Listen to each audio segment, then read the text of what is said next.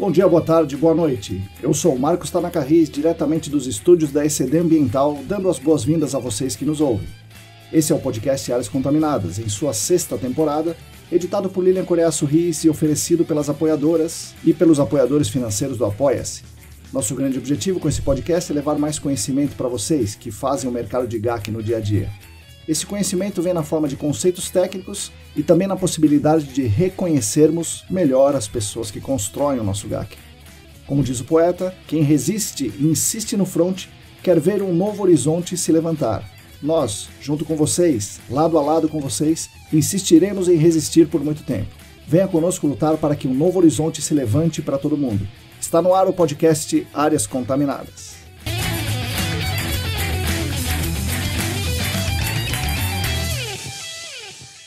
Olá, para todo mundo que está aí lavando a louça, dobrando as roupas, voltando do trabalho com aquele cansaço, programando a IA para escrever o capítulo do histórico do seu relatório, bom dia, boa tarde, boa noite. Eu sou Marcos Tanaka Riz, esse é o episódio 251 do podcast Áreas Contaminadas em sua 6ª temporada. Pois é, já passamos do episódio 250 e continuamos aqui, muito felizes, tentando continuar relevantes e colaborar com a construção coletiva de um GAC melhor, trazendo material todas as semanas para vocês, aqui no podcast, na newsletter, no Substack e onde mais conseguirmos. Tentamos misturar material técnico com conceitos, referências, normas, artigos, com espaço para discussão e reflexão e, por vezes, como no episódio de hoje, sendo espaço para nos conhecermos melhor, trazendo aqui pessoas que realmente fizeram e fazem o GAC acontecer para que elas nos ensinem muito e nos contem as suas belas histórias.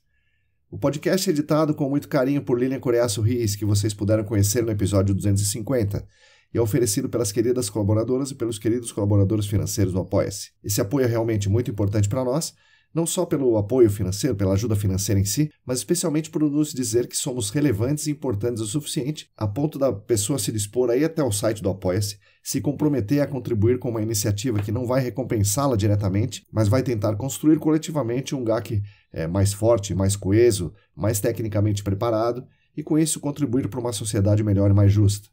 Vale muito para a gente ter essa sinalização dos apoiadores e apoiadoras. Em nome da família ECD, agradeço demais aos 46 apoiadores e apoiadoras ativas na nossa campanha, cujos nomes estão na descrição do episódio. Com certeza continuaremos caminhando com vocês. Se você também quiser e se você também puder, junte-se à nossa campanha do Apoia-se. É muito simples. Basta entrar no site apoia.se/ecdambiental, que tem tudo muito bem explicadinho por lá.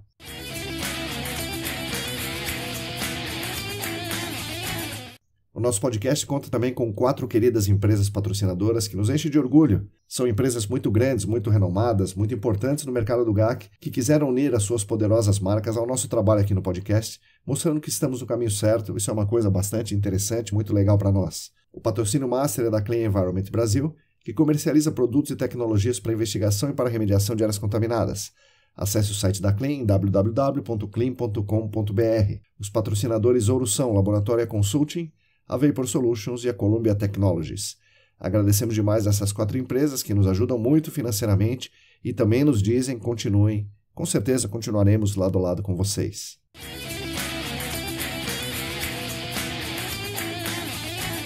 Relembro vocês que, além desse nosso podcast semanal, temos também a nossa newsletter quinzenal, com notícias do GAC, meio ambiente, ambientalismo, economia, ciências e muitas outras coisas, priorizando comentários mais longos e elaborados por lá. Na descrição desse episódio, vocês podem encontrar o link de inscrição para a newsletter, que também pode ser acessado pelo Substack da ECD Ambiental, na página ecdambiental.substack.com.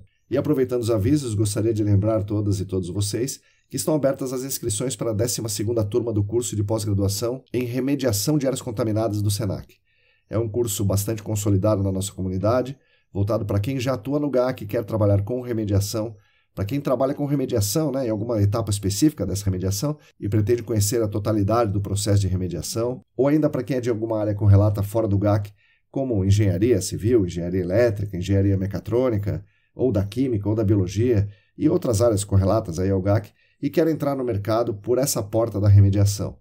O curso tem duração de 1 ano, com aulas aos sábados o dia inteiro, parte desses sábados presencial, parte online, e aulas às terças ou quintas à noite. Essas aulas à noite são obrigatoriamente online. Quem tiver alguma dúvida pode me perguntar. Quem tiver interesse em se inscrever no processo seletivo, acesse o site do SENAC, sp.senac.br, procure área de meio ambiente, pós-graduação, remediação de áreas contaminadas e junte-se a nós no Senac em 2026.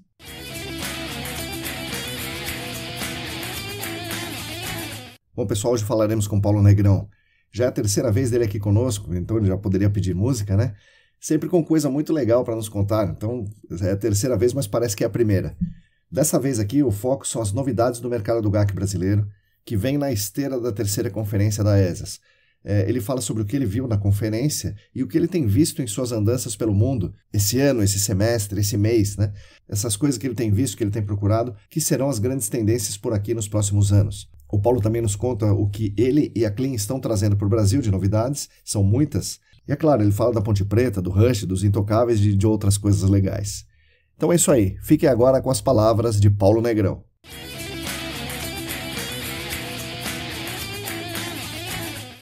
Ô pessoal, bom dia, boa tarde, boa noite. Hoje estamos aqui com mais um episódio do podcast Áreas Contaminadas, com mais um convidado ilustre, que volta aqui pela terceira vez, podendo pedir música aqui no podcast, o nosso amigo Paulo Negrão. Paulão, bom dia, boa tarde, boa noite, bem-vindo novamente ao podcast. Fala, Marcão, bom dia, boa tarde, boa noite. Pô, prazer, sensacional, e terceira vez, então já pode pedir música. Vou pedir uma do Rush. Então. Isso que eu ia falar já. Será que é melhor Lamelite ou Tom Sawyer? Que será que é melhor, hein? Não, vamos de Tom Sawyer. Legal. Falando no Rush, a gente brincou, né? Vamos falar de Ponte Preta e de Rush. Eu falei, não vamos falar, mas daí duas coisas aconteceram essa semana que, pô, você precisa comentar. Uma é a turnê, né, que o Rush vai fazer no próximo ano, e outra é a Ponte Preta, parece que subiu aí, né, teve um resultado muito bom. Como é que foi isso aí? Cara, a Ponte Preta subiu da Série C, da maravilha de jogar a Série C, subiu para a Série B antecipado, que é um feito inédito, porque Ponte Pretano sofre até o último minuto, ainda fica torcendo para resultado de mais 3 ou 4 jogos, né? E o que foi lindo foi que a Ponte ganhou do Guarani no último jogo, o Guarani ficou na Série C, a Ponte foi para a final, então assim, estou em estado de glória aqui, cara. E o Rush 2026, tá tudo certo? Pô, bicho, isso aí pegou todo mundo de surpresa, né? Porque ninguém estava contando com essa volta deles, né? Porque quem seria o baterista que ia ter coragem de sentar naquele banquinho ali, né, cara? Isso mesmo. E aí eles anunciaram, acho que é uma dinamarquesa, alguma coisa assim, a menina que eles escolheram, lançaram os ingressos. Semana retrasada eu entrei na pré-venda para ver o que ia acontecer, né? Aí show lá nos Estados Unidos, no Canadá. Marcão, a hora que eu entrei para ver se eu conseguia comprar um mísero ingressinho, tinha só 80 mil pessoas na minha frente. Meu Deus do céu! Caramba, rapaz! E tá uma fortuna, né, cara? Você tem que vender um rim e uma córnea para assistir um show desse, né? Então, esperar para ver o que vai acontecer. Sim, tá certo. Não, Paulo, beleza, muito, muito bom, mas vamos para o nosso assunto central aqui, né, do podcast. Primeiro eu queria que você falasse, por favor, lá da conferência, né, o que você achou da conferência como um todo. E eu queria que você começasse falando aí, depois de falar sobre o evento como um todo, falasse do Bob, né? O Bob ganhou sua merecida homenagem aqui no Brasil, né? Eu não estava lá vendo, mas eu vi a gravação depois e foi muito interessante o que você falou e o que ele falou, né? Ele foi pego de surpresa. Pô, é uma homenagem super merecida para um cara que realmente fez muito pelo GAC brasileiro e muita gente não o conhece hoje, né? O que é meio curioso, né? A gente não conheceu as lendas do GAC. Marcão, para mim é uma situação assim até difícil de separar até onde vai a amizade. A gente é muito amigo pessoal, se conversa todo dia, então fica até muito difícil ver aonde está essa linha da separação da amizade pessoal e da amizade profissional, do respeito profissional. Eu arrisco a dizer que esse mercado brasileiro não teria de maneira nenhuma a pujança que tem, ou a dimensão que tem, se não fosse pelo fato do Bob aqui ter chegado no final da década de 70 e ter introduzido o tema na USP e formado aí a primeira geração de profissionais e ter sido aí, ele vem sendo, dentro de todos esses 30, 40 anos aí, uma pessoa extremamente influente no mercado brasileiro, com seus cursos, abrindo portas, fazendo o intercâmbio com a Universidade de Waterloo, John Cherry e todos mais.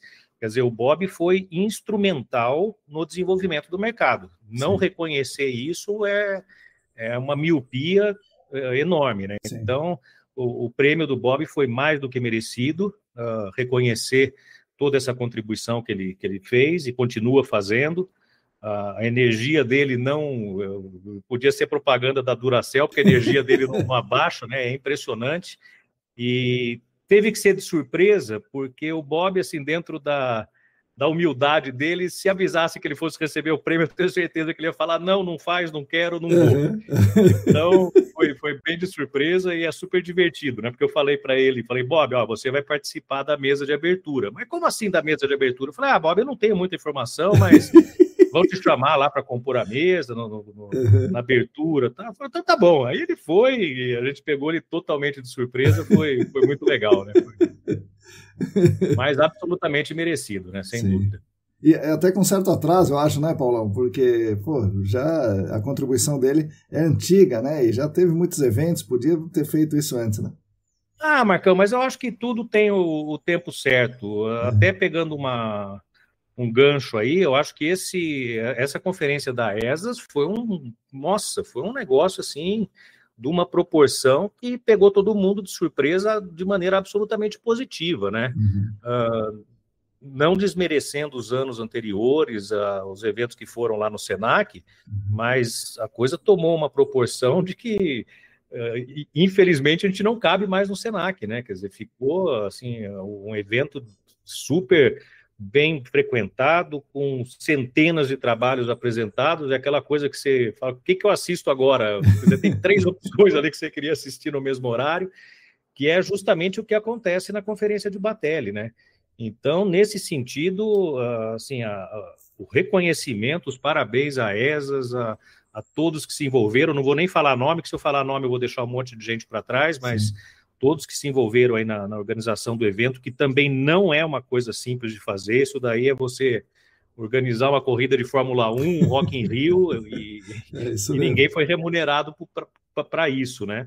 Mas não tenho dúvida em dizer que o Brasil a Conferência ESAS é a segunda conferência de áreas contaminadas no mundo, só fica atrás de Batelli. Não é desrespeitar outros eventos, mas é simplesmente uma constatação, e os americanos, os estrangeiros que participaram, falaram muito disso, reconheceram muito essa pujança do evento, a qualidade dos trabalhos, foi sensacional. E você acha que isso é um reflexo do mercado? Ou é assim, aquele ponto fora da curva, assim, um negócio extraordinário? Ou isso está refletindo o que está acontecendo com a gente aqui? Eu acho que tem 2 aspectos aí, Marcão. Um aspecto é o aspecto da maturidade do mercado, do nível de conhecimento, da qualidade dos trabalhos que são produzidos aqui, que não deixam nada a desejar para os maiores trabalhos publicados no mundo. Por outro lado, a gente tem uma dinâmica de mercado e econômica que não permite que a gente tenha uma escala comparável a países aí com mais disponibilidade econômica. Então, assim, a gente ainda tem muito do que se apresenta em congresso, que é o estado da arte, quer dizer, a coisa como dá orgulho de ser apresentada, mas também tem o feijãozinho com arroz ali, que é aquela briga para caber dentro de um orçamento de um responsável legal, atender a exigência de um órgão ambiental. Então, assim, a gente ainda tem esses 2 lados que acho que reflete a condição econômica do Brasil. Mas deixa a gente muito feliz de ver que o mercado evoluiu e que a gente tem esse nível de trabalhos aí sendo apresentados que, não, como eu falei, não fica atrás do que é apresentado lá fora, né? Sim. Paulão, na conferência, aquela confusão, um monte de gente e tal, eu nem consegui chegar no stand da Clean. Então, como é que estava o stand lá? O que vocês falaram lá? Eu sei que vocês falaram muita coisa depois, né, do evento, mas como é que foi para a Clean como empresa ali participar do evento?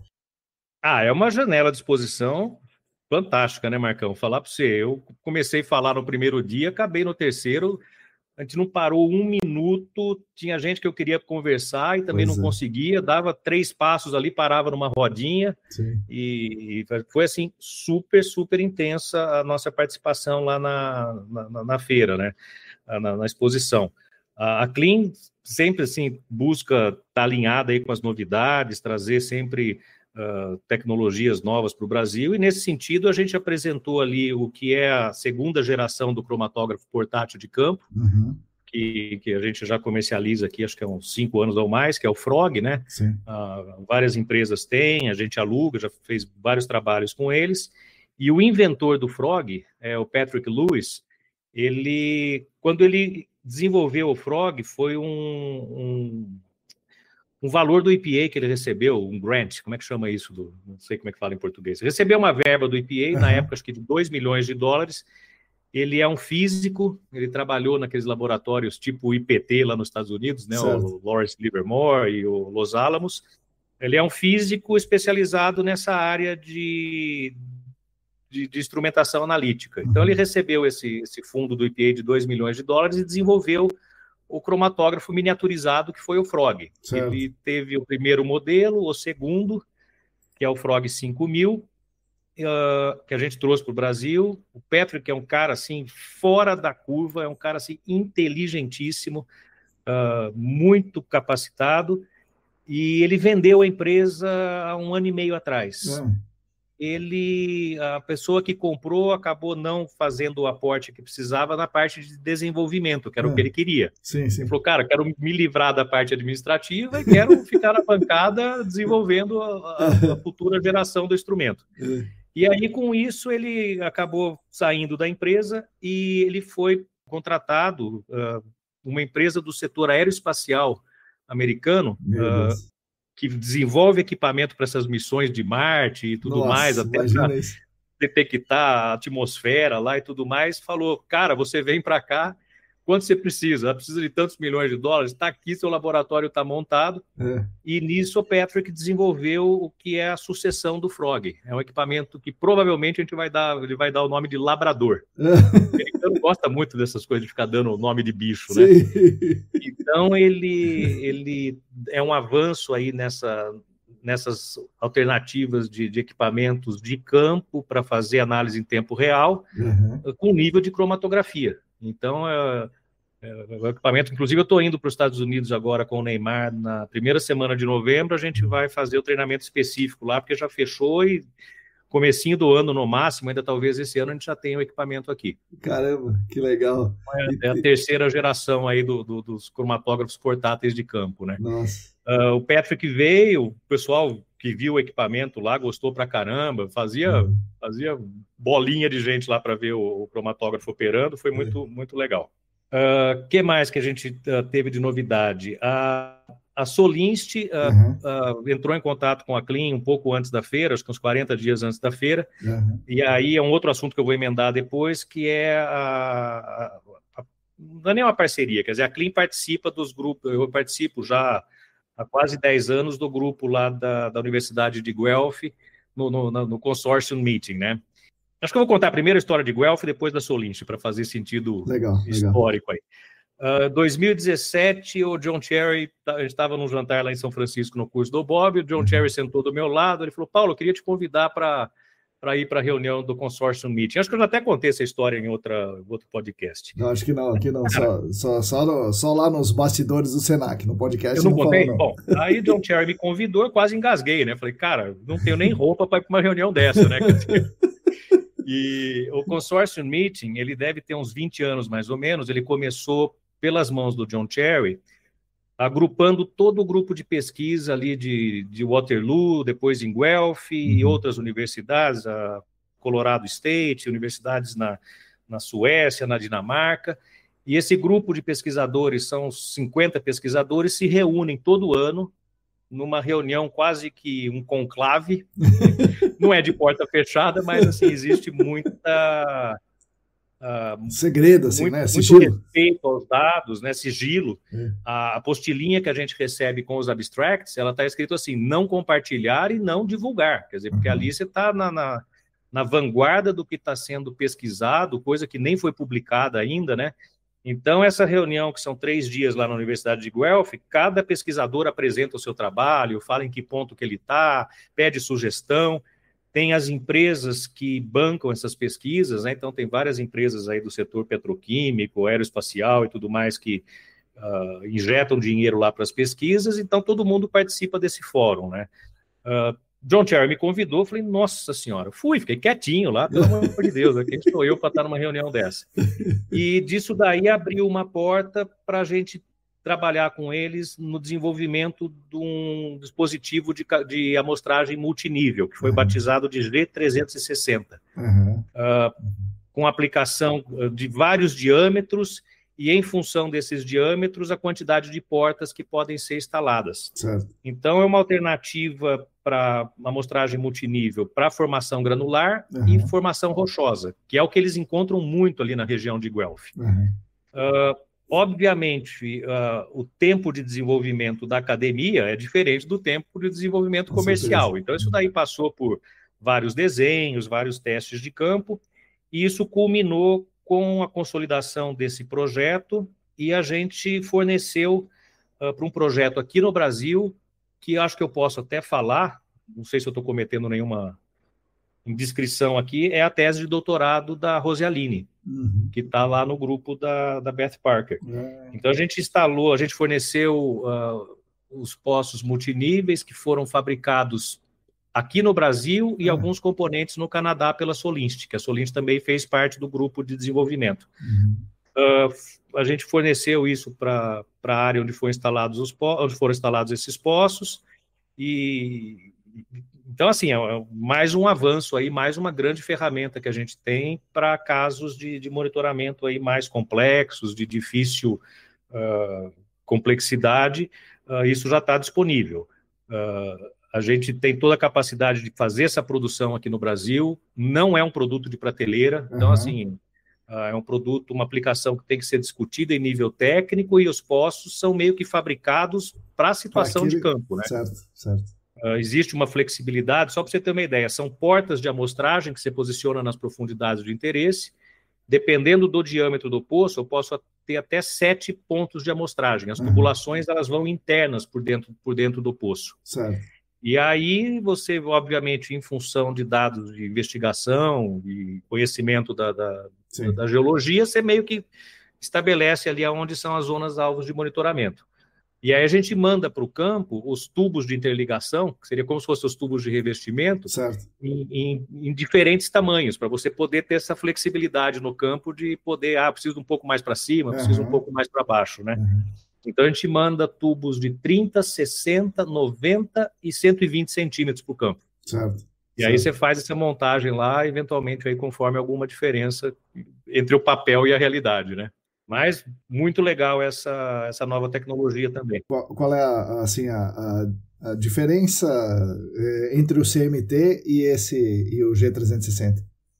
Profundidade. A gente consegue instalar poços aí até 100 metros. O CMT é limitado a 30 metros, né, que é o que consegue fazer com a extrusão contínua lá do tubo multicanais. Uma outra questão é que essa tecnologia ela se alinha pra caramba com o método do DFN lá, da Beth Parker, de caracterização de rocha fraturada. Então, conforme vai avançando a perfuração de investigação, de coleta de testemunho, você já tem a perfuração apropriada para a instalação do poço. Então, antes de instalar o poço, foi feita a sondagem, encaminhamento, tudo direitinho, aquela bancada maravilhosa, caracterizar a gente até brincava, sucuri, né? Porque aquela amostra de 4, 6 polegadas que vem. Então, assim, é um trabalho de altíssimo nível, ainda é uma coisa que está beirando aí a fronteira da ciência, mas está disponível agora para ser aplicado em escala comercial aí para projetos complexos, né? E isola as fraturas, então, né? Esse é a grande lance dela, é isolar as fraturas, e cada porta pega uma fratura, né? Que você já sabe onde está, porque fez, né, a perfuração desse jeito que você está falando, né? Coletando testemunho. Exato.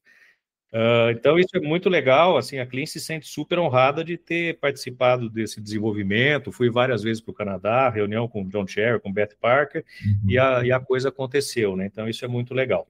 Em função disso, a gente teve um contato com a Solinst, que é uma empresa que a gente sempre respeitou muito, uma empresa aí que tem uma linha de produtos estado da arte para para a hidrogeologia, né, para as aplicações em áreas contaminadas, que a Clean não representava, não tinha representação deles. Quem faz a representação é a GESOLVE de Indaiatuba também, que a gente respeita muito, é uma relação super, super legal.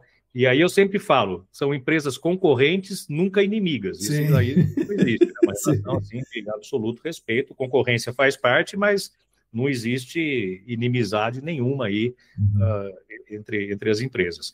Mas a Solinst abordou a Clean, foi muito surpreendente para a gente, oferecendo 2 produtos, falar, puxa, a gente acha que a Clean tem uma vocação de poder trabalhar essas tecnologias e tal, e a gente recebeu deles o que seria um mini desse poço que eu acabei de descrever agora, que é o G360, que é uma versão menorzinha, que é o modelo Waterloo, também para amostragem multinível, aí em 2 polegadas, com tubos menores, transdutores de pressão, bombinhas de bexiga miniaturizadas, mas esse produto também hoje está com a Clean. E os liners flexíveis Flut, que a gente já tinha relação com a Flut desde 2012 ou 13, também uma aplicação, não é aquela coisa que você vende um a cada mês, você vende um a cada ano e olhe lá, porque são aplicações bastante específicas. O Carl Keller, que foi o inventor do Flut, né, desses liners, do método de lançamento do Flut para calcular a transmissividade, infelizmente ele faleceu, ele já estava com bastante idade, e a empresa foi comprada pela Solinst. Então, a Solinst assumiu toda a operação, e pelo fato da Clean já ter também a relação prévia com a Flut, a gente acabou agora abraçando essa linha sobre o nome Solinst do Waterloo, a colaboração no G360 e nos liners flexíveis da Flut. Então, assim, são essas dinâmicas que vão acontecendo, né, Marcão? Para a Clean é super legal estar envolvida nessas novidades, né? As coisas da Solinst mais convencionais, assim, tipo interface, transdutor de pressão, bomba peristáltica, também está com a Clean ou não? Não, isso continua lá com o Mauro e não tem por que sair. Quer dizer, a GESOLVE tem um trabalho histórico aí, atende super bem. A gente tem produtos também que acabam sendo concorrentes e a Solinst entendeu, as outras empresas entenderam. O mercado nosso, Marcão, ele é muito pequeno, cara. Não tem tipo da coisa que você tem que respeitar todo mundo, e o espaço que cada um conquistou também tem que ser respeitado, e dessa maneira que a gente trabalha e acredita estar fazendo aí um papel de ser absolutamente transparente com todo mundo, né? Sim.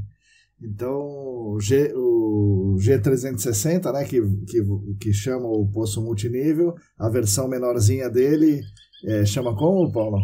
Chama Waterloo. Waterloo, tá. Waterloo Sampling System. E o Flut?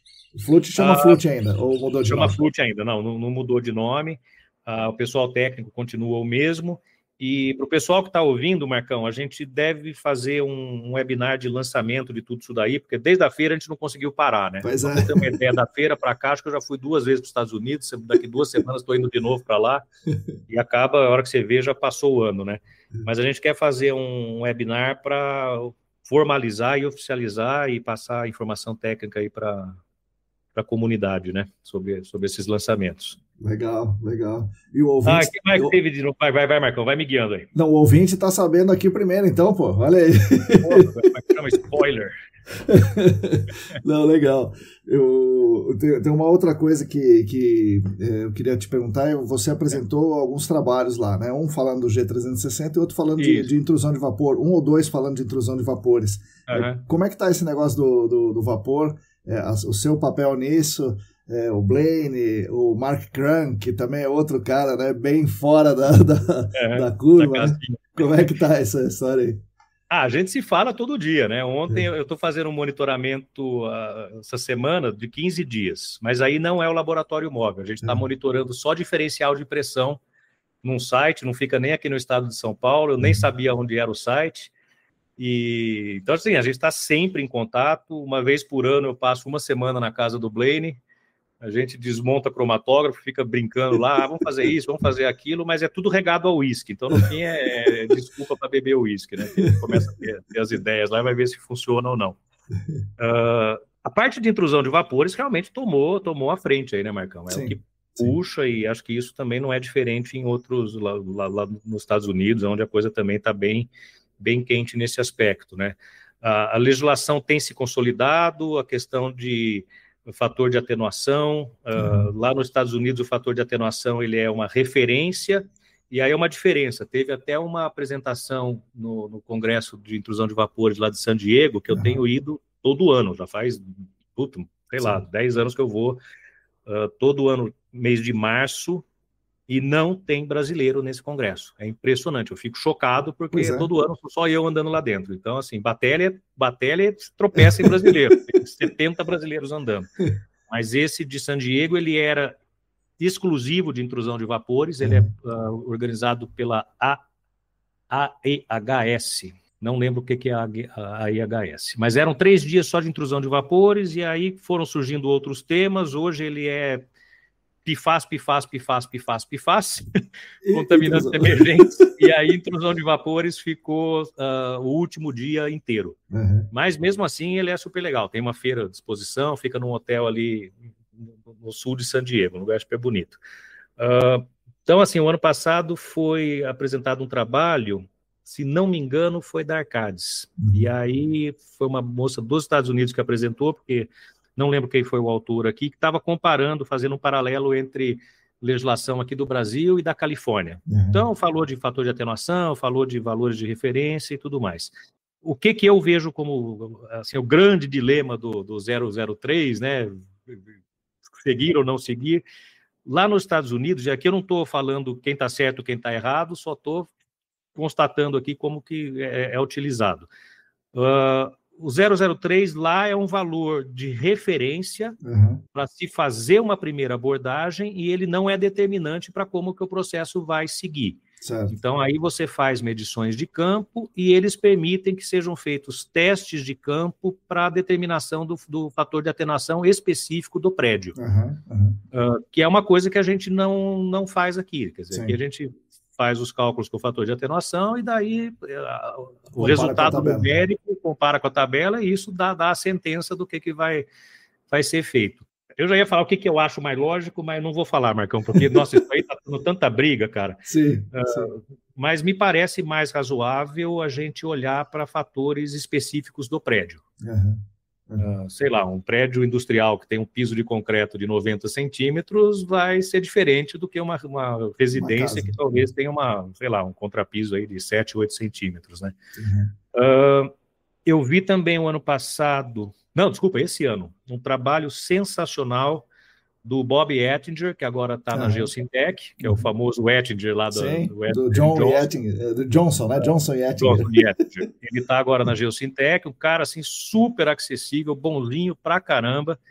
Ele apresentou um trabalho que a Shell que estava bancando, e quem apresentou o trabalho foi o rapaz da Shell. Eles pegaram toda a base de dados do EPA, que 2012, acho, chegou no 003. E ele apontou alguns questionamentos assim com relação à representatividade do espaço amostral, do tipo de construção, mas ele falou, para não criar polêmica, eu peguei a mesma metodologia e expandi essa metodologia. E ele jogou lá mais milhares de dados de sites que ele coletou, que eles tinham os dados de outras empresas de consultoria, e fizeram uma validação estatística nesses dados assim que é irrefutável o trabalho estatístico que eles fazem, separando por tipo de contaminante, tipo de concentração, tipo de composto, tipo de edificação, localização geográfica, época do ano que foi feita que foram feitas as leituras de concentração no ar e subslab tomadas no mesmo tempo ou em tempos diferentes. Então ele consegue fatiar os dados dele da maneira que quiser.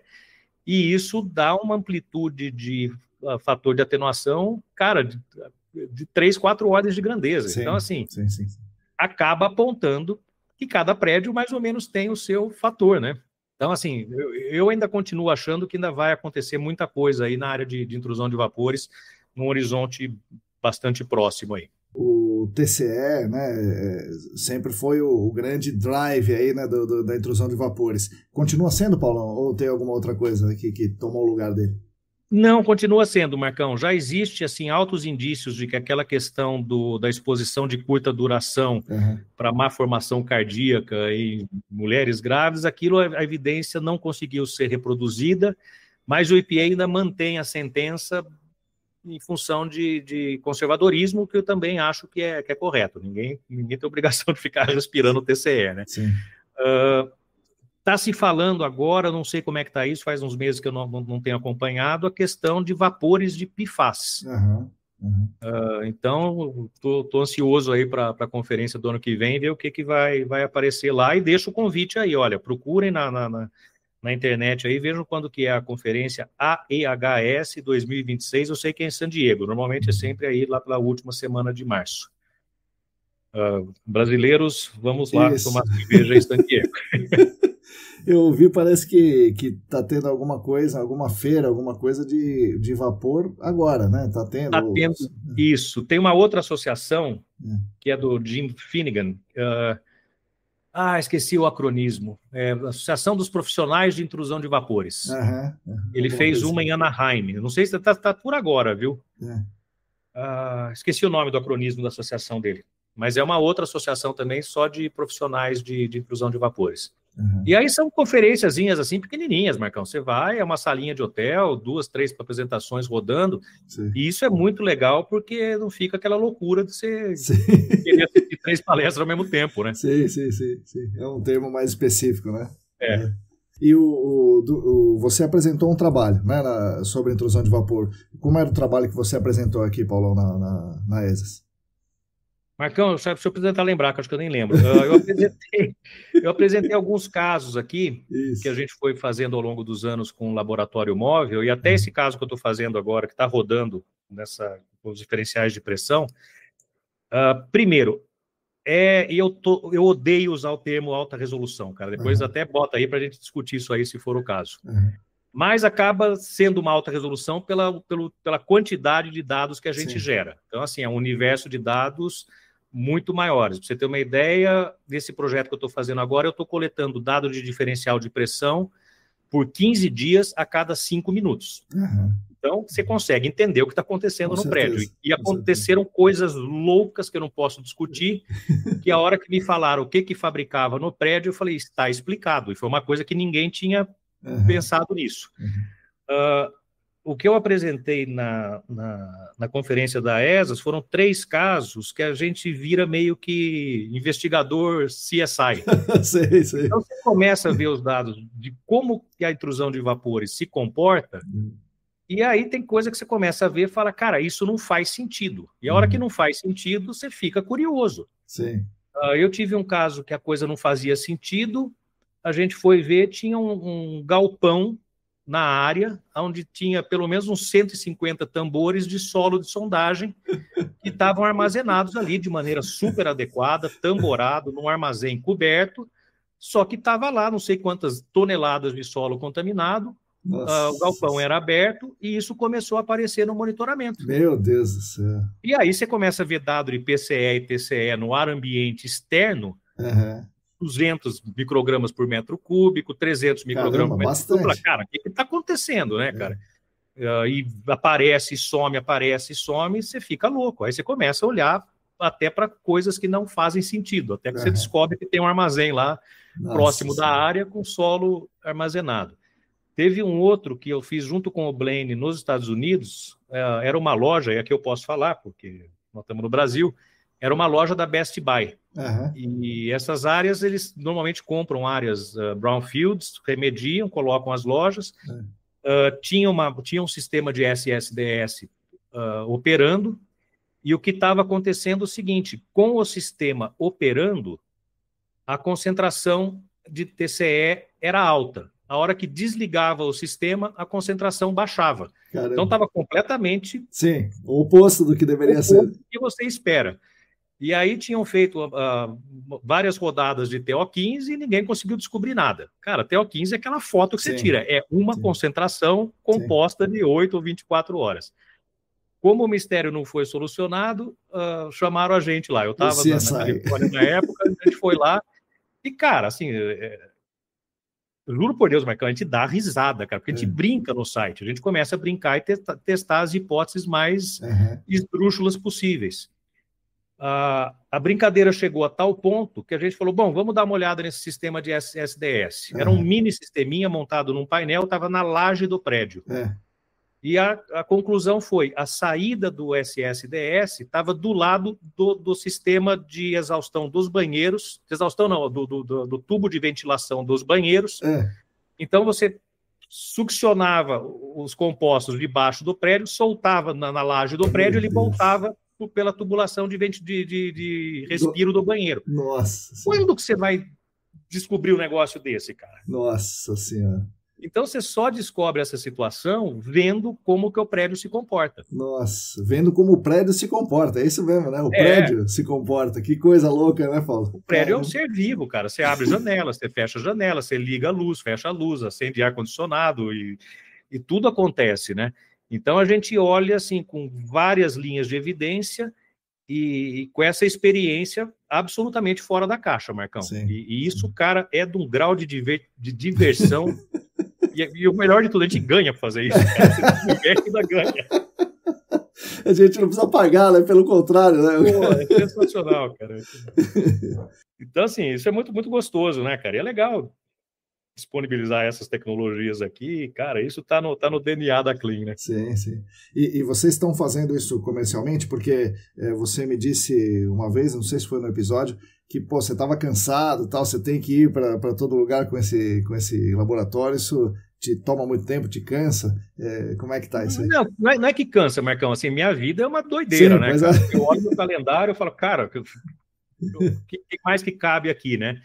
Mas é o meu bebê na Clean, esse laboratório móvel. Quer dizer, saiu a patente, a gente tem a patente dele, então agora eu até posso contar o que eu faço, porque o negócio está patenteado, né? Como que a gente montou a parte analítica toda. Mas eu adoro fazer isso, cara. E assim, não tem demanda para fazer projeto toda semana. A gente faz aí 5, 6, 7 projetos por ano. O meu trabalho é mobilizar. Quando eu posso, eu desmobilizo. Mas uma vez que tem um projeto rodando, eu fico acompanhando ele 4, 6 vezes por dia. Eu entro, vejo como é que as coisas estão. Então, assim, toma meu tempo, mas é uma coisa que eu faço com prazer absoluto. A gente já fez aí, sei lá, 30, 40 projetos no Brasil. E histórias sensacionais para contar, cara. São projetos divertidíssimos, né? Você falou uma vez também que o ar ambiente tinha já um background grande, não sei se é de benzeno ou de PCE, e interferia na intrusão, né? Aqui no Brasil isso aí. Eu peguei... O primeiro trabalho que a gente fez, começou a aparecer benzeno, e o benzeno era regional, Marcão. Então, assim, era uma coisa da região urbana. Eu tive trabalho já feito em área altamente industrializada, ali cinturão de ABC, tudo mais, empresa de produção petroquímica, que você eventualmente está dentro de um prédio, e você vê a atmosfera com concentrações acima de valores de referência para intrusão de vapores. Mas, cara, como é que é o preço a se pagar? Você tem uma cidade industrializada, você tem veículo com milhares de veículos com o tanque cheio, isso daí está evaporando e na hora que você põe um equipamento com limite de detecção extremamente baixo, obviamente você vai encontrar esse tipo de substância no ar que está todo mundo respirando. É um problema? Não, não é, porque, cara, é onde a gente tem para viver, né? Mas realmente a gente consegue perceber esse aporte de concentrações externas que às vezes podem ser até confundidas com fontes internas dentro de estudos de intrusão de vapores. E isso, Marcão, falar para você, a gente vai com um olhar assim muito sensível para ver. Entra numa residência, cara, deixa eu ir na lavanderia, deixa eu ir lá no quartinho das bicicletas, ver que tipo de spray que o cara tem ali, WD e coisa para freio de bicicleta que eu já peguei, isso dá interferência para caramba, né? Mas são projetos muito, muito elucidativos, cara. Assim, normalmente com 24 horas você já meio que saca a dinâmica e consegue quase que fechar a história, cara. Entende o prédio, né? Como você Entende falou. o prédio, como o prédio se comporta. Ontem eu estava com a reunião com esse cliente, eu mostrei uns dados para eles de um outro monitoramento que a gente fez, Você consegue ver a hora que fechou porta, a hora que abriu porta, período da noite, o prédio ficou fechado, de manhã ele abriu, final de semana, o que acontece. Então, justamente é essa coleta de dados com uma densidade muito maior, né? Estou falando isso para não falar em alta resolução, que eu não gosto do termo. Sim. Legal. Falando em alta resolução, né, um pouco diferente, né? Mas nós tivemos lá um curso muito legal do Murray, né? Murray Anderson, que vocês da Clean que levaram ele lá, convidaram e tal, né? Fizeram toda a organização dessa parte aí do mini curso. Eu assisti o mini curso, né, eu já conhecia ele, né? Um cara fantástico, um cara sensacional e com conhecimento gigantesco. O que você tem para falar do Murray e do trabalho que ele está fazendo e o que ele falou ali, né? Que tem a ver com alta resolução, não de vapor, mas de água. Cara, eu sou fã do Murray há mais de 20 anos, desde que eu conheci ele através do Bob, a gente participa junto dos cursos lá. O Murray é um cara que pensa fora da caixa. Ele na verdade, não é que ele pensa fora da caixa, ele vive fora da caixa. A linha de pensamento dele é completamente disruptiva, sempre foi. Sim. Detalhamento de pluma 3D ele já faz há 20 anos. Sim, então, cara, assim que ele sempre teve à frente do tempo. As contribuições do Murray, eu fiquei assim muito feliz dele ter aceitado o convite, dele ter feito a palestra de abertura. Eu acho que a gente só não teve mais gente assistindo justamente por conta dessa dificuldade de ter 3 coisas super legais acontecendo e você tem que escolher uma. Acho que tinha umas 50 pessoas participando ali do mini curso dele, né, Marcão? Mais ou menos isso. Mas o Murray, ele tem uma abordagem diferente para resumir o que ele fala. Assim, hoje a grande fala dele é dispor o que a gente chama de rede de monitoramento de água subterrânea, em vez de fazer uma distribuição que os poços são instalados ao longo da pluma. Não, você traz todos esses poços para um alinhamento transversal ao fluxo da pluma, até quantidades até menores de poços, se você for fazer uma análise que eventualmente você poderia distribuir na pluma, mas você faz esse alinhamento transversal, multinível, e isso dá um entendimento absolutamente diferenciado, preciso do que realmente é uma pluma de monitoramento. Sim. De uma pluma de contaminação. Porque quando a gente distribui os poços, a gente começa a ter monitoramentos em águas de idade diferente, Sim. em posições diferentes, X, Y, Z, com influências diferentes, e ele traz tudo isso para um mesmo patamar de tempo ali, de plano, e realmente isso dá um entendimento muito mais refinado da geometria dessas plumas, né? Sim. E até para localizar fontes. Então, você eventualmente não tem totalmente entendido aonde estão as potenciais fontes, traça uma linha dessa, faz a amostragem, em função da distribuição das concentrações nesse plano, você vai para trás e vai caçar essas áreas fontes. Então, assim, é um pensamento que não é uma prática de mercado. Eu não vejo isso acontecendo, salvo 1 ou 2 projetos aí. Mas, a partir do momento que a pessoa passa a ter esse entendimento e vê o benefício que essa alternativa traz, você quase que não consegue trabalhar da maneira convencional. Sim. Então, eu acho que nesse sentido, Marcão, são essas poucas pessoas que têm essas ideias brilhantes e cabe a quem é um pouco esperto aí, e não estou falando esperto no sentido ruim da palavra, adotar esse tipo pô, deixa eu testar isso no meu site, que eu estou lá me matando faz 20 anos, cara, deixa eu tentar ver o que acontece aqui. E isso muitas vezes muda o entendimento. Sim. Então, o Murray é um cara, assim, sensacional, muitas das técnicas que ele desenvolveu, utilizou e utiliza, é o que a gente chama hoje nessa caixa de alta resolução, né? Sim. Há 1 ano e pouco atrás, eu estava conversando com ele, eu falei, Murray, eu detesto o termo alta resolução. Não detesto, eu falei, eu não gosto, deixa eu ser menos enfático aqui. E ele falou, por quê, Paulo? Eu falei, cara, dá a entender de que nós estamos fazendo alguma coisa muito além do que o necessário. Puxa vida, eu não preciso ter uma alta resolução para entender.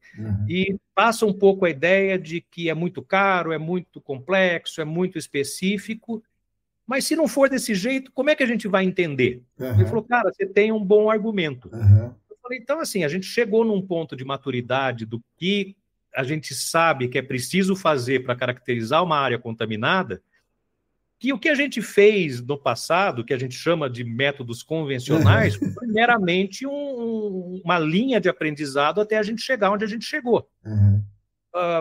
Pega um paciente hoje que, sei lá, precisa fazer uma investigação por uma suspeita de câncer. Sim. Você, no mínimo, vai entrar numa ressonância magnética, vai fazer um PET-CT para o médico poder dar o diagnóstico dele. Sim.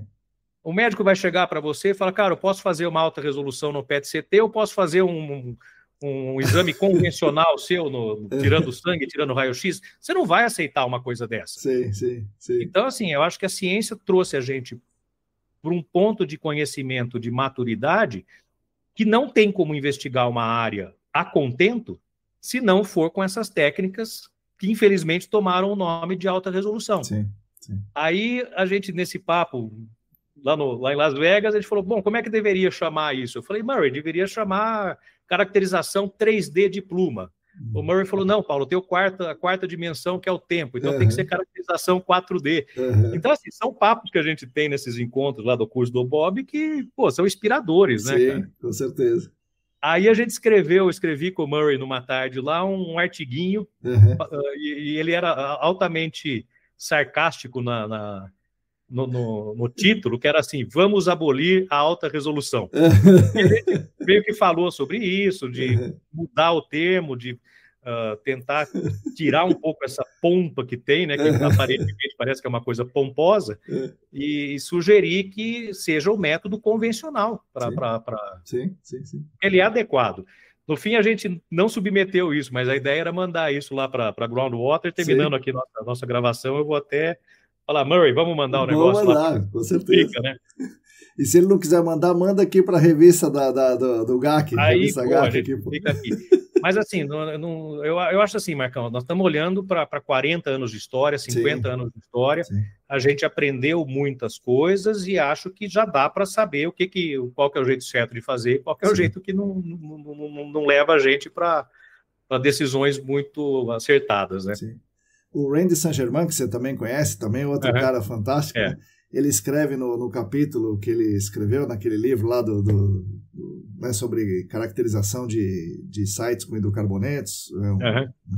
Ele fala exatamente isso. Não põe o nome 4D, mas ele fala, não é alta resolução, isso é o certo. O certo é isso. Exatamente. Né? E aí ele dá várias possibilidades de fazer ali, né, o VOST, MIP, a amostragem de solo com isso, com aquilo.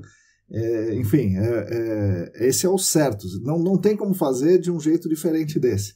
Né? Tem que olhar com o que a gente chamava de alta resolução, né? Numa escala adequada para resolver o problema. Eu acho que há 20 anos atrás o termo alta resolução serviu para diferenciar tal, mas hoje, para mim, é o jeito adequado de se investigar uma área. Sim.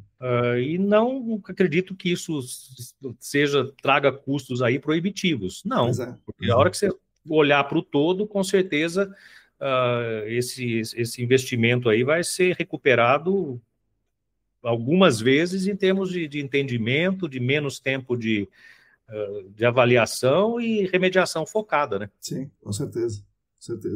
E o próprio Murray, na palestra dele, fala de várias possibilidades de fazer as coisas, né?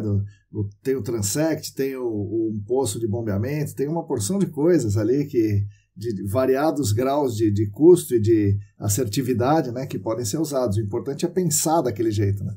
É pensar do jeito diferente. Quer dizer, muita gente, muito projeto tem essa informação sendo gerada no campo, ele só não tabulou sob essa ótica. Mas qualquer barreira hidráulica, qualquer poço de bombeamento que esteja operando, ele é um jeito de fazer essa avaliação. E aí convido todo mundo a ler esse material aí que está publicado sobre o uso desses transects e postos de bombeamento para fluxo de descarga de massa, né? Sim. Do fluxo de descarga de massa, ele tem os artigos dele, mas tem um artigo em português, né, muito interessante sobre transects, né, que é uma tese de um tal de Paulo Negrão, que fala sobre isso também, né? Eu nem lembro mais, Marcão, foi em 2000, eu defendi em 2015, né? Não, mas foi um trabalho super legal, numa área que através do Bob também, né? O Bob é consultor lá, E eu sempre falo e vou falar de novo. O único motivo pelo qual eu não joguei a toalha no meu doutorado é porque o Bob foi meu orientador, né? Porque eu falei, não posso dar esse desgosto pro Bob, né? Mas foi um trabalho muito legal e realmente o entendimento que tem ali é num nível de detalhe que você não enxerga se não fizer dessa maneira, né? Sim, sim. Meu trabalho ainda tinha o complicador dos transects estarem em ambiente estuarino, né? Quer dizer, então o fluxo d'água, uma hora ele ia para um lado, outra hora ele voltava, Sim. né, cara? Então foi desafiador. Não, tá certo. Mas sobre a intrusão de vapor, as grandes discussões eram essas, né? O monitoramento em tempo real, o fator de atenuação, acho que é uma discussão regulatória importante. O que mais você pode destacar? Alguma substância química especial? Ou, sei lá, o background? O que você acha que a gente precisa avançar um pouco mais? Bom. Não, Marcão, eu acho que assim, o que a gente está fazendo em termos de intrusão de vapores está bastante alinhado com o que se faz lá fora. Eu acho que, infelizmente, a gente ainda carece um pouco de não ter regulamentações com carimbos de ABNT, de CETESB, o que quer que seja, a gente fica usando lá de fora. Ainda existe, apesar de que nos últimos 2 anos aí meio que teve uma convergência com relação a pontos que eram de debate em regulamentações feitas lá fora. O EPA não está se mantendo ativo com relação a novas publicações, até por situações de que muita gente se aposentou, muita gente saiu, mudança de administração. Tem os grupos do ITRC produzindo literatura. O Mark Cram é o relator da norma da STM de intrusão de vapores, ele que está relatando. Eu cheguei até a tentar ajudar no começo, mas por falta de tempo não consegui. Mas é um tema assim que está sendo muito... Eu acho que hoje ele é o grande driver aí que impulsiona o nosso mercado de GAC, né? E as ferramentas todas a gente tem, os amostradores passivos, as análises de TO15, laboratório móvel. Então, acho que a gente não fica devendo nada para ninguém aí, em termos de como abordar, como fazer essa abordagem, essa caracterização de maneira adequada, né? Curioso para ver o que vai acontecer em termos de PFAS em ar ambiente. Eu acho que pode se tornar uma situação assim absolutamente... Qual que é a palavra? É tanta coisa acontecendo que você não sabe por onde você começa. Quer dizer, é tipo da coisa, caiu um avião, quer dizer, por onde que eu começo a resolver esse problema? Acaba se tornando um gerenciamento de crise enorme. A gente fala de PFAS aqui, mas eu acho que ainda tem uma outra realidade a ser resolvida no Brasil. Sim. A gente ainda tem problema de saneamento, tem problema de área contaminada clássica por aí, para colocar a variável PFAS aí nessa equação complexa, né? Vai ser um impacto enorme, como tem sido nos Estados Unidos. Você vai hoje na Battelle, que chama Conferência de Solventes Clorados. Esquece esse nome, já foi faz tempo, tem que chamar Conferência de PFAS. Sim. Né? A UFTech, que é uma feira que tem nos Estados Unidos todo ano, um ano em Chicago, um ano em New Orleans. Teve em Chicago agora semana passada, que é a feira de saneamento. Cara, hoje 60% dessa feira são sistemas para tratamento de PFAS. Nossa Senhora. Então, assim, é um tema que pegou o setor de abastecimento d'água, principalmente, uma paulada que eles não esperavam. Aqui a gente ainda está falando de se tem água na torneira, se não tem, quer dizer, a gente está no momento aí das concessões, qualidade de água bruta e manancial, quer dizer, infelizmente a gente ainda tem os problemas aí de um país ainda em desenvolvimento, né? Sim. Mas vamos ver como é que tudo isso vai se desenvolver. Com certeza, nossos trinetos ainda vão estar trabalhando com áreas contaminadas. Com certeza. Olá, você tangenciou um assunto aí interessante que eu ia esquecer, mas ainda bem que você falou. A BNT, né? A BNT, ontem mesmo eu participei de uma reunião lá que finalmente aprovou a norma de amostragem de solo, né? Sondagem para amostragem de solo. E você é o relator da revisão da norma de amostragem, 15847, e certamente participa da construção da norma de intrusão de vapor, de amostragem de ar do solo e ar ambiente. Como é que está essas duas normas aí?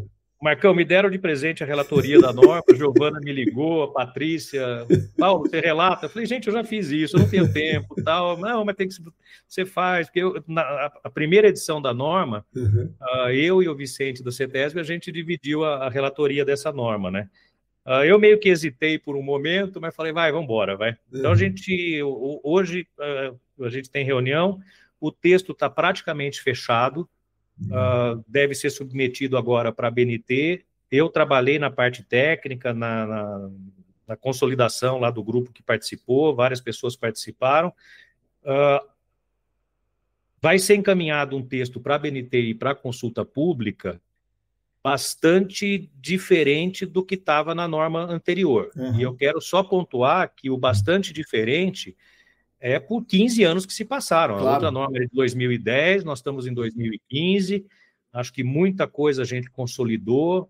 Naquele momento, o que a gente conseguiu produzir foi o melhor que a gente conseguiu produzir dentro daquelas condições. E agora o texto foi aprimorado até no sentido gramatical, porque era um texto que a gente tinha usado muita tradução, era aquela tradução meio difícil de fazer. Então, assim, o texto ele está bem mais claro, ele resolve, que vai ser submetido, né? Isso aí não está aprovado ainda. Ele resolve alguns pontos que a norma realmente dava campo aí para dúvidas, para interpretação, a gente deixou a coisa bem mais óbvia. Continua sendo as mesmas técnicas de amostragem. Aqui eu vou dar um spoiler, eu já vou comprar a briga de maneira antecipada, porque eu não aguento ficar quieto, cara. A norma antiga, ela fala... A norma vigente, ela fala da técnica de amostragem por volume determinado, que é purgar o poço de 3 a 5 vezes e coletar predominantemente a amostragem coletada por Baylor. Amostra de baixa vazão e as técnicas de purga mínima e amostragem passiva. Diante de tudo isso que a gente conversou, Marcão, das ferramentas que a gente tem, de PFAS, de laboratórios aí, olhando PPT e acreditações emergentes, e tudo que a gente sabe de como que a pluma se distribui, é no mínimo arriscado ao olho do que a gente conhece hoje, que já foi mostrado para a gente pela ciência, não foi mostrado nem pelo Marco Tanaka, nem pelo Paulo Negrão, nem pelo Murray Anderson, que a ciência produziu de conhecimento ao longo de gerenciamento de áreas contaminadas. Que a amostragem tradicional, que a gente chama de purgar o poço 3 vezes e coletar com Baylor, hoje, sob o aspecto científico, ela não é mais defensável. Você não vê mais publicação, inclusive até publicações fuzilando a metodologia. Então, a gente ficou numa posição assim, num primeiro momento eu falei, puxa, gente, grupo de trabalho, vamos tirar isso da norma? A gente não tem como defender isso sob o aspecto científico. E a hora que eu falo, vamos tirar isso da norma, não sou eu que estou relatando, não é o grupo de trabalho. Você vai escrever uma norma, você tem que basear a norma no estado da ciência. Né? Isso na prática. Eu não posso, nem no estado da prática, é o estado da prática subsidiado pelo estado da ciência. Claro. Aí, num primeiro momento foi esse o entendimento. Aí você fala, tá bom, mas a gente ainda tem outros estados que estão em outro momento. Quer dizer, como é que fica isso? Cara, é um baita de um dilema. Sim. Então, não está resolvido ainda o que vai ser encaminhado, se tiver o texto da amostragem por volume determinado, purgar o poço de 3 a 5 vezes o uso de Baylor, vai ter um capítulo ali todo explicando o porquê que esse método não produz amostras representativas da condição da água no aquífero.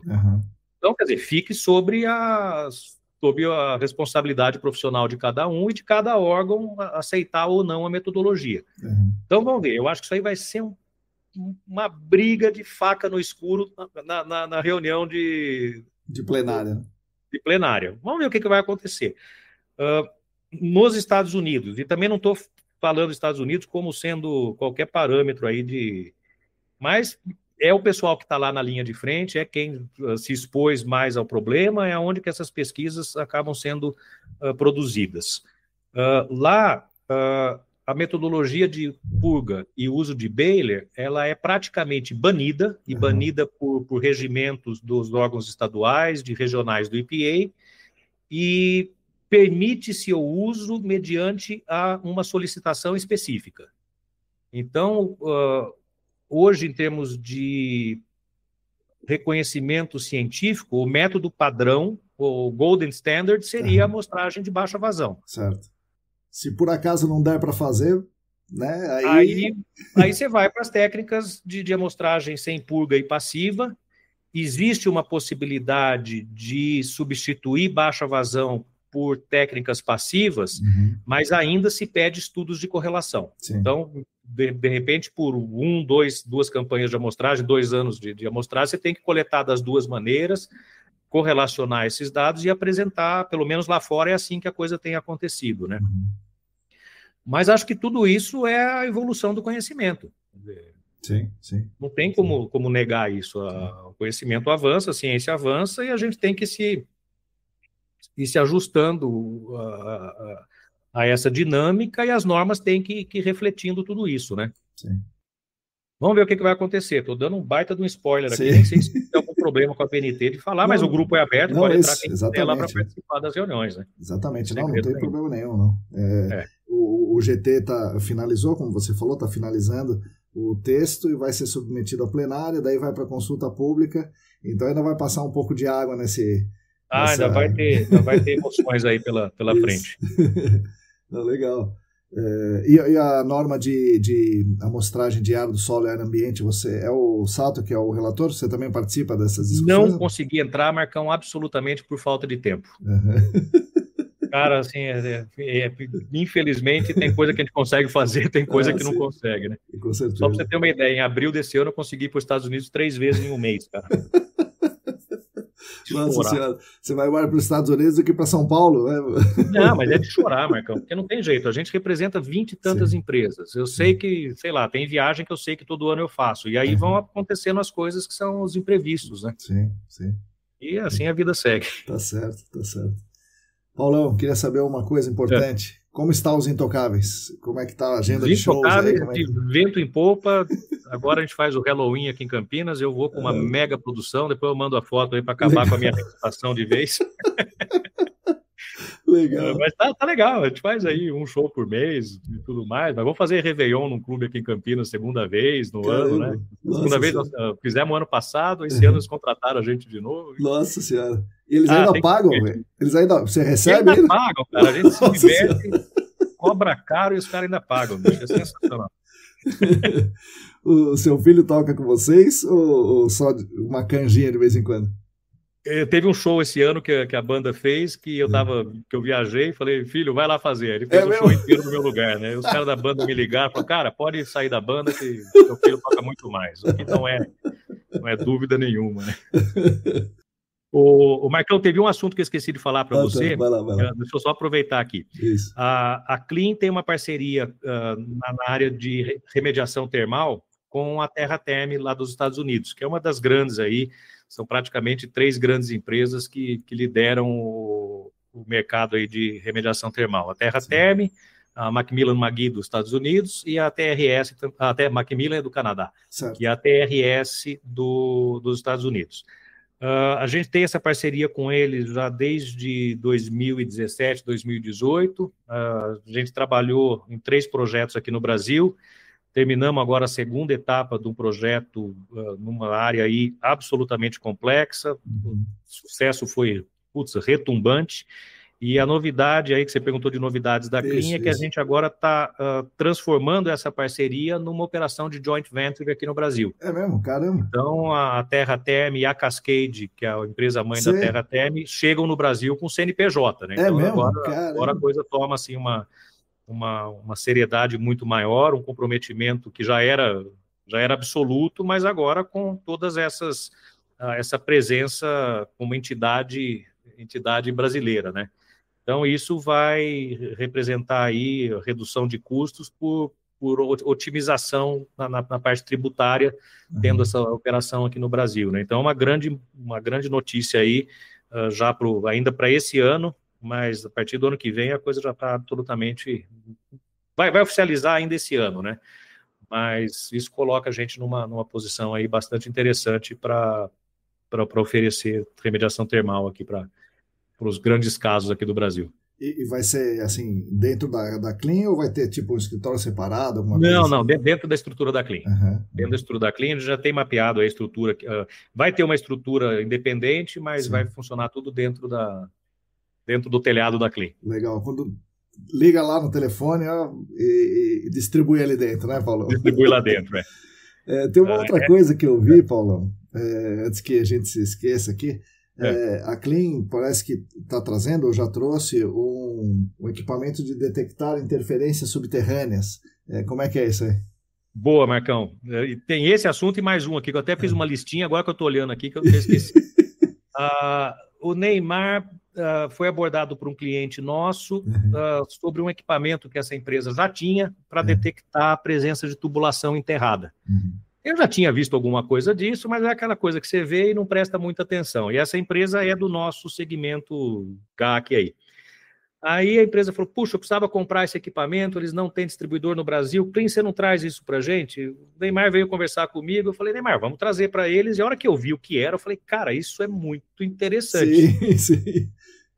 Então, assim, foi uma venda que aconteceu no sentido inverso, né? O cliente veio pedir para a gente o que ele precisava, a gente foi atrás, entrou em contato com a empresa, falou, olha, eu quero dessa empresa, a empresa chama Subsurface Instruments, ela fica no estado de Wisconsin, ali ao norte de... Não é Wisconsin, Wyoming? Não, Wisconsin. Ao norte de Chicago. Falei, Neymar, vamos lá, eu vou com você para o treinamento. E a gente foi. É um equipamento... Cara, ele parece uma pá, até de brincar na praia, sabe? Parece meio uma raquete misturada com pá. É uma tecnologia de emissão de frequências altas, e essas frequências penetram no solo, aí elas conseguem chegar até 4, 6 metros. E o equipamento detecta mudança de densidade. Certo. Então, com os ajustes que você faz, e obviamente isso requer um treinamento, a pessoa não é mágica, tá? Você consegue detectar tubulações enterradas com uma precisão aí muito legal. Então, assim, para trabalho de escavação, mapeamento de tubulação... Sondagem, né? Sondagem. Cara, isso para mim seria quase que nos Estados Unidos é procedimento... Isso que eu ia falar, devia ser obrigatório uma coisa dessa. Lá é obrigatório. As empresas de escavação, então todo mundo que está escavando na esquina, na rua, na indústria... Lá é procedimento obrigatório ele usar esse tipo de tecnologia. Não é, sabe, sair cutucando com vergalhão, não. O cara tem que passar algum tipo de GPRS ou esse equipamento para mapear e poder liberar a escavação. E aí a gente ficou tão empolgado com o instrumento que a gente já está com o instrumento aqui. Eu não sei quando que isso vai para o ar, Marcão. Semana que vem, que é... Não sei quando que vai para o ar, Marcão. Semana que vem... Deve ir no início de novo, daqui a 2 semanas. Ainda em novembro a gente vai estar com equipamento lá na Fenazan, tá? Que é na semana de 21 de novembro. Mas quem quiser mais detalhes, entre em contato com a Clean, a gente tem o equipamento lá para demonstração e para mostrar, e já vou alertar. O operador tem que estar treinado, tá? Porque ele tem que saber operar, o cara tem que ter uma sensibilidade que ele vai adquirir. Vocês vão alugar também, Paulo? Ou só vender? Porque, de repente, alugar pode ser... E aí alguém já está treinado. Não pensou ainda, mas é uma coisa que talvez seja viável, Marcão. Ter uma pessoa treinada da Clean, um técnico treinado, para ir junto com o equipamento fazer esse tipo de trabalho. Tem uma outra novidade que nem você está sabendo. A Siren Labs... Não sei se você já ouviu. Sim, com Y, né? A Siren Labs é um laboratório focado em GAC, que nasceu dentro da Universidade de Waterloo, Universidade de Guelph. Eles ficam a 300 passos do campo de Guelph, do campo da Universidade de Guelph, lá em Guelph, no Canadá. A Siren é uma empresa, assim, invejável. Eles são especializados em realização de... ensaios de tratabilidade. Sim. Então, você fornece água contaminada, fornece solo contaminado para eles, e eles montam os ensaios, constroem os ensaios, às vezes ensaios de 3 meses, 6 meses, em colunas, com os agentes de remediação que vão ser utilizados naquele projeto. E aí você tem uma métrica do que funciona, o que não funciona. Na parte de biorremediação, estudos de DNA de micro-organismos que eles fazem para poder selecionar a cultura de micro-organismo mais adequada. Então, é um serviço que eles oferecem já historicamente, inclusive até para algumas empresas aqui no Brasil, de um nível que acho que não tem ninguém no mundo fazendo esse trabalho que eles fazem. Cada ensaio lá é, no mínimo, uma tese de PhD. E é todo o pessoal que sai de Guelph e sai de Waterloo que está lá trabalhando, né? Assim, muito bonito o trabalho que eles fazem. Eles têm um produto que chama KB1. Então, não sei se você já viu falar disso daí, é uma cultura, é uma solução supersaturada de dealococoide para ser injetado em aquífero para acelerar o processo de biorremediação anaeróbia. Então, assim, o dealococoide existe, mas não existe na condição, na população necessária para que a degradação aconteça na velocidade a contento. E esse produto, uma vez injetado, uma vez criadas as condições aí, eventualmente com uma correção de pH, eventualmente com converter um aquífero de aeróbico para anaeróbico, isso é possível de ser feito, você injeta essa solução, e aí não estou falando de milhares de litros, nem milhares de toneladas, são poucos litros que são aplicados no aquífero dessa solução concentrada dessa população de micro-organismos, e aí você consegue ter a proliferação deles no meio e aumentos aí absolutamente significativos de performance de biorremediação. Há uns 2 anos atrás, quando eu estava lá na reunião do consórcio, eu fui lá no laboratório, conheci o pessoal e meio que desanimei, porque o mito era que não era possível registrar micro-organismos no IBAMA. E deixei o assunto de lado, a gente até cutucou um pouco, mas eu joguei a toalha com relação a isso. Tem um cara lá lá de Guelph, que é o Rick, Rick McGregor. Ele é um cara especialista em injeção desses compostos, seja melaço, agentes oxidativos, redutivos. A especialidade do Rick é fazer injeção.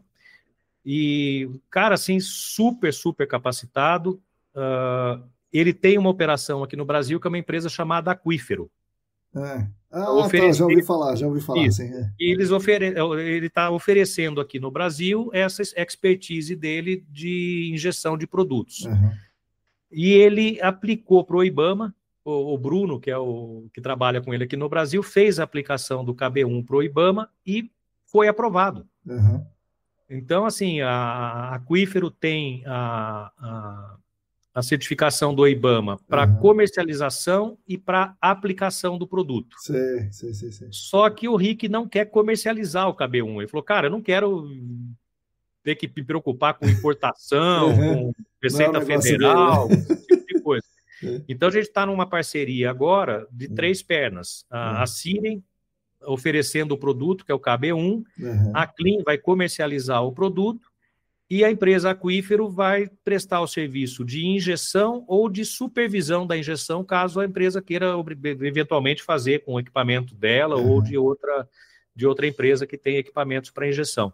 Então, essa novidade, a gente está no processo agora de conversão do registro do IBAMA. Eu acredito que ainda esse ano a gente já tenha tudo alinhado aí para trazer o KB1 para o Brasil. Caramba. E eu vou dar um spoiler aqui, Marcão, para talvez a gente fechar a conversa.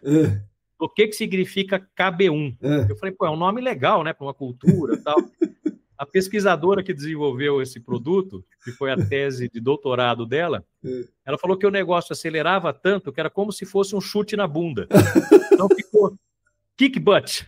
Então ninguém fala, isso não está escrito em lugar nenhum. Para não pegar mal. Para não ficar mal, mas o KB1 significa kick butt. Nossa Senhora. Mas isso eu não contei para ninguém, Marcão. Não conta para ninguém. Não vou falar. Ninguém pode saber disso. Legal. Pô, bastante coisa, hein, Paulo? Caramba. Pô, Marcão, achei que a gente ia conversar 15 minutos, sei lá que horas são já. Nossa Senhora, já são aqui 3h15, você vai ter que sair, né? Mas então, para encerrar, Paulo, eu queria que você, então, primeiro indicasse alguma coisa para os nossos ouvintes aí, ou um filme, ou, sei lá, livro, série, alguma coisa que você tenha visto que seja legal, ligado à área ou não. Sei que... Marcão, falar para você, cara, eu tô tão sem tempo. Não consegue ver nada. A única coisa que eu faço com o meu tempo livre é tocar música, cara. Não, sinceramente, é uma coisa assim, eu tô tão... Cara, é meio... Como é que é pagão falar? Tô na correria, cara, sei lá, tem até um termo para isso. Mas, cara, de um tempo para cá, eu escolhi o que fazer com o meu tempo livre. Então, com o meu tempo livre, eu escuto música e toco música. Então, foi uma escolha que eu fiz. Eu tenho assistido pouquíssima televisão, não tenho mais TV a cabo em casa, não escuto mais notícia, não leio mais notícia, só escuto música. Então, assim, está sendo um jeito de eu poder balancear toda a atividade, toda a responsabilidade, a questão da clean, a diversão com a empresa e tudo mais. Mas, sei lá, acho que são decisões da vida aí que você acaba tomando ao longo do caminho, né? E o que você está ouvindo? Os rocks clássicos ou alguma outra coisa? Eu escuto rock clássico, mas também coloquei uma meta de começar a escutar música de banda nova. Então, assim, umas coisas que pintam no meu Spotify, eu falo, deixa eu ouvir para ver o que é. E são surpresas, assim, super legais, né? Outra área que eu tenho brincado bastante é com inteligência artificial. A gente falou isso, acho que no último podcast. Sim. Cara, é assustador, mas não, cada vez pior. O que será da humanidade com essa... Até você fez as montagens, eu vi o negócio de um dia por ano, não é isso? Alguma coisa assim, né? Isso é um programa fitness que eu tenho, Marcão, e eu ganhei milhões de dólares com isso, que eu passei a vender um treinamento que resultados garantidos para as pessoas, que você vai para a academia uma vez por ano. Meu programa fitness chama One Day a Year. Você leva um monte de camiseta para você tirar várias fotos, para você ter foto para postar o ano inteiro. E o resultado é garantido. Eu lembro que eu vendia ele por $47,97, porque tudo tem que ter 7, né? Obviamente eu estou falando uma baita de uma bobagem aqui, mas são as papagaiadas que eu faço. Né? E aí eu fiquei milionário com isso daí, Marcão. Vendi isso aí e dei o golpe em todo mundo. Tá ótimo. Não funcionou para ninguém, eu fiquei rico. Obviamente, brincadeira absoluta isso aqui, tá jogando papo fora, né? Sim. Mas hoje, com inteligência artificial, meu cunhado mandou um aplicativo para mim aqui, que se você gera conteúdo com você mesmo falando, e eu soltei uma papagaiada aí esses dias, todo mundo falou, nossa, eu coloquei eu tocando baixo num estádio com 60 mil pessoas. Aí o rapaz que eu conheço falou, cara, onde é que foi isso? Nossa. Aí você para pensar, cara, fala, será que a pessoa não se liga que isso daqui é inteligência artificial? Mas o fato assustador é que você engana quem você quiser hoje em dia, cara. Isso é assustador. É assustador. Se já está num nível desse hoje, imagina daqui 3 meses, né? Porque isso daí a escala de tempo é violenta, né? Ele fala com a sua voz, com o seu corpo, com o seu rosto. Daqui a pouco eu te mando uns que eu fiz aqui, que é de chorar da risada, cara. Mas faço comigo mesmo, não faço com os outros, não. Tá certo. Paulo, obrigado por ter vindo, obrigado por ter conversado com a gente, contado as novidades aqui, é muito legal estar com você aqui. Então agora o podcast é seu, pode falar o que você quiser, Marcão, Ponte Preta, como você quiser. Mais uma vez, obrigado pelo convite, eu sempre fico preocupado, falo, putz, o que será que eu vou ter para falar que seja...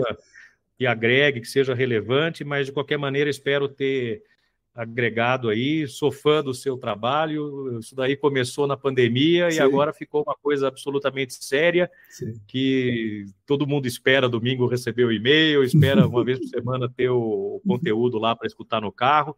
Então, conta comigo, Marcão, espero estar sempre tendo notícias aí para contribuir e participar. Parabéns pelo seu trabalho, cara. Sempre uma alegria estar aqui. Legal, obrigado, Paulão. Até o próximo. Valeu, Marcão. Abraço a todos.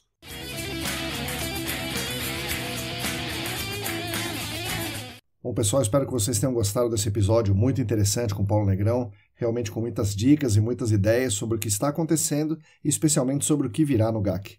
Uma dessas coisas que ele falou, que é muito interessante, é essa reunião que ele tem a felicidade de participar lá no Canadá com os maiores e os melhores pesquisadores e desenvolvedores de produtos, equipamentos, tecnologias sobre gerenciamento de áreas contaminadas lá na América do Norte, na Universidade de Guelph. Penso que poderíamos caminhar para termos algo desse tipo aqui no Brasil, sei lá, com o Senac, outras universidades que atuam no GAC, IPT, empresas de equipamentos, empresas de serviços, empresas de amostragem, laboratórios, empresas de remediação, enfim. Quem sabe conseguimos emplacar algo desse tipo em 2026 por aqui, né? Uma reunião periódica com essas pessoas. Eu chamo atenção para outros grandes temas tratados pelo Paulo aqui no episódio, a revisão da norma ABNT 15847, né? Essa norma de purga e amostragem de água subterrânea. Também ele falou das novidades em intrusão de vapores, com muita discussão sobre o fator de atenuação, sobre interferências externas, background, o valor de ter uma grande densidade temporal de dados, né, de intrusão de vapores, e a dica valiosa para ficarmos de olho na conferência da AEHS em San Diego. A AEHS é a Association for Environmental Health and Science e a conferência anual em 2026 será entre os dias 16 e 19 de março. Quem tiver essa oportunidade, recomendo que vá até San Diego e assista essa conferência e todas as exposições que tiverem por lá e contem para a gente aqui, é claro. Paulo também falou sobre os produtos inovadores, né, que ele teve contato, aí, o G360, o Waterloo, o Flute, esses 3 pensados um pouco mais para investigação em meios fraturados, mas com princípios interessantíssimos para outras investigações mais convencionais. Também ele falou do KB1, né, da Siren Lab, né, esse amontoado, esse suco de dialococoides, a vinda da Terra Therm por Brasil em joint venture com a Clean, o equipamento para detectar as interferências subterrâneas, a nova versão do cromatógrafo de campo Frog. Enfim, são muitas coisas acontecendo, isso só para falar das coisas relacionadas ao Paulo, né? Então tem muita coisa acontecendo no GAC aí brasileiro. E muito interessante que vocês ficaram sabendo de tudo isso primeiro aqui no podcast, e essa é uma das nossas missões, trazer para vocês o que está acontecendo e o que há de vir. Devir aqui é um pequeno trocadilho, né? Devir e também devir, o devir junto, escrito junto. Devir é um conceito filosófico de transformação constante, ou vir a ser, né? Ele vir a ser. E essa transformação constante, esse vir a ser, é um conceito que nos guia aqui, né, nesse podcast e em todos os estudos ECD. E agradeço muito ao Paulo por nos ajudar nesse devir. Agradeço também aos nossos patrocinadores, a Clean Environment Brasil, o Laboratório Consulting, a Vapor Solutions e a Columbia Technologies. Agradeço às pessoas queridas que são apoiadoras financeiras no Apoia-se. E claro, somos especialmente gratos a vocês que nos ouvem aqui todas as semanas. Vocês são realmente a razão de existência dos nossos canais nos estudos ECD. Continuem conosco nesse podcast, está disponível no Spotify, no YouTube, no Substack e outros agregadores. Continuem conosco na nossa querida newsletter, cujo link de inscrição está na descrição desse episódio, está também no Substack. E continuem conosco nas redes, o Instagram é @ECDambiental, temos o Telegram com o canal Áreas Contaminadas, dedicado a vagas de empregos. Enfim, fiquem conectados conosco. A todas e todos vocês, muito obrigado e até a semana que vem.